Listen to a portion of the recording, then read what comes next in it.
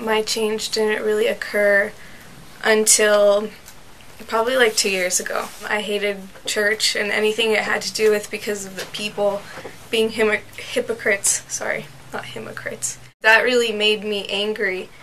But when I realized that my life is supposed to revolve around Christ's love, I didn't have such anger issues. I'm sure you guys could say that I still have anger issues, but they're not like they were before. I realized that I want people to love Christ, not the church, so that's why I got involved in the high school ministry. I realized that Christ was what could bring about change and brought the change in me.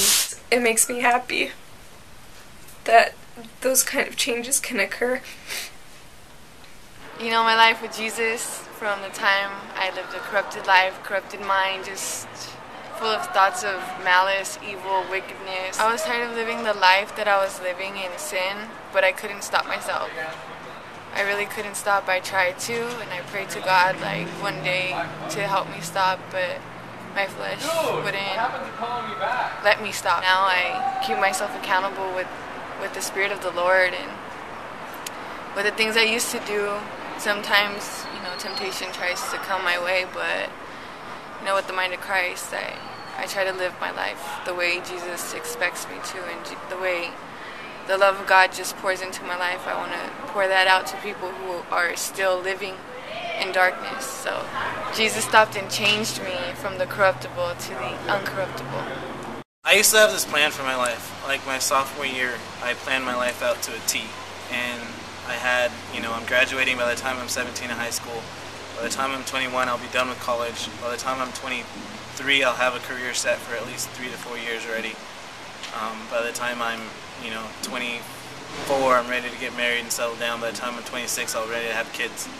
And then something happened my sophomore year that just opened my eyes, and I realized my plans, I can make all the plans that I want, but God ultimately has the power of changing that.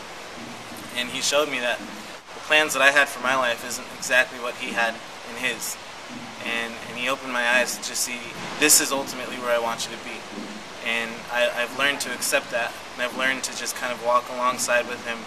And I'm realizing that some parts of my plan do fit in with His, but not all of them. When Jesus stopped, my plans turned futile, and ultimately it was His will that was going to be worked out. Jesus stopped, and my life went from trying to drive to riding along with me. When I was 3, I dedicated my life to Jesus Christ.